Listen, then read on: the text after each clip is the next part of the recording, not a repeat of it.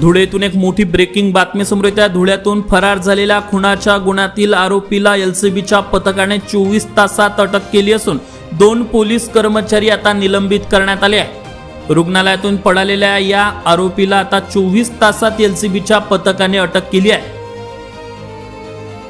काल दिनांक 30 मार्च रोजी धुळ्यातील शासकीय हिरे रुग्णालयातून पोलिसांची नजर चुकून पसार झालेल्या खुनातील संशयित आरोपीला अवघ्या 24 तासात जेरबंद करण्यात आले असून धुळे स्थानिक गुन्हे शाखेला म्हणजेच एलसीबीला मोठे यश प्राप्त झाले आहे। या प्रकरणी पोलीस अधीक्षक श्रीकांत धिवरे यांनी अत्यंत कडक पावले उचलली आहेत। मोहाडी पोलीस ठाण्यात दाखल असलेल्या खुनाच्या गुन्ह्यात भारतीय दंड विधान कलम 302 आणि MCOC कायद्याअंतर्गत 2020 पासून न्यायालयीन कोठडीत असलेला 39 वर्षीय संशयित बंदी गणेश अर्जुन सोनवणे हा काल हिरे मेडिकल कॉलेजमधून पडून गेला होता।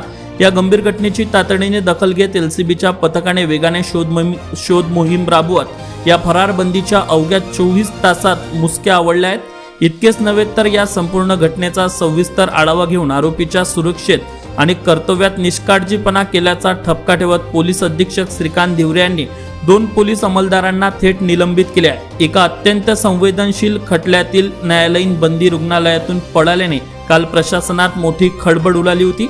मात्र आता पोलीस अधीक्षकांच्या या धडक कारवाईमुळे आणि आरोपीला तात्काळ अटक झाल्यामुळे पोलीस दलाने मोठा सुटकेचा श्वास घेतलाय।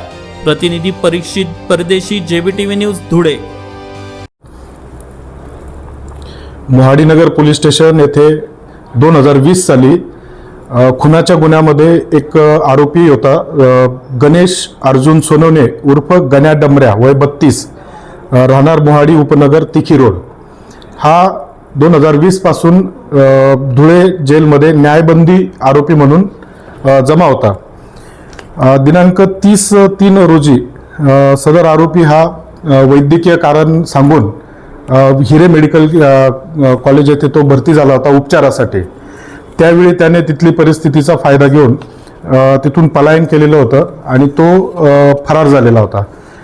माननीय पोलीस अधीक्षक श्रीकांत धिवरे सर व अपर पोलीस अधीक्षक अजय देवरे सर यांनी स्थानिक गुन्हे शाखा तसेच मोहाडीनगर पोलीस स्टेशन, धुळे शहर पोलीस स्टेशन व आजूबाजूतील जिल्ह्यातील नियंत्रण कक्ष येथे माहिती सादर केली की सदर आरोपी याला ताब्यात घ्यावे व पुढील कारवाई करावी। स्थानिक गुन्हे शाखा पथकातील पोलीस उपनिरीक्षक चेतन मुंडे व त्यांच्या पथकास सदर आरोपी हा मोहाडीनगर येथे येणार असल्याबाबतची गोपनीय माहिती मिळाली। त्याप्रमाणे चेतन मुंडे व त्यांची पूर्ण टीम ही त्या ठिकाणी रवाना झाली व त्यांनी त्या ठिकाणी छापा टाकून सदर आरोपी याला ताब्यात घेण्याचा प्रयत्न केला। सदर आरोपीने पोलीस असल्याचे त्याला समजल्याबरोबर त्या ठिकाणी त्याने पळण्याचा प्रयत्न केला। पाठलाग करून संपूर्ण टीमने त्याला ताब्यात घेतले आहे व पुढील योग्य त्या कारवाईसाठी धुळे शहर पोलीस स्टेशन येथे त्याला जमा करण्यात आलेले। धन्यवाद।